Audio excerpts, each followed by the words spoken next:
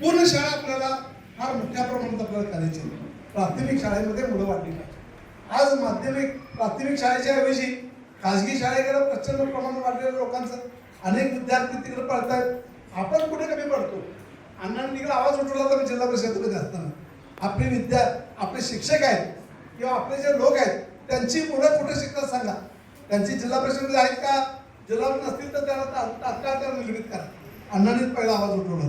म्हणजे सगळ्या कर्मचाऱ्यांनी सगळ्या लोकांनी आपल्या मुलांना प्राथमिक शाळेत शिकवलं पाहिजे. आज खाजगी शाळा एवढ्या प्रचंड ताकदवान झाल्या, शक्तिमान झाल्या. या भागात तर प्रचंड मोठ्या प्रमाणात अशा शाळा आहेत जिथं प्राथमिक शाळेपेक्षा त्या खाजगी शाळा फार मोठ्या प्रमाणामध्ये आज पुढे जात आहेत. परंतु आज प्राथमिक शाळेमध्ये दर्जेदार शिक्षण दिलं जातं. आज विद्यार्थ्यांचा ओढा वाढलेला आहे. अनेक ठिकाणी चांगल्या पद्धतीचं संगणक लॅब आपण दिलेलं आहे. आज वेगवेगळ्या पद्धतीचं जे विज्ञानवादी शिक्षण आज या विद्यार्थ्यांना मिळालं पाहिजे. आणि त्या अनुषंगानं आज प्रत्येक तालुका गावामध्ये आम्ही लॅब देतोय.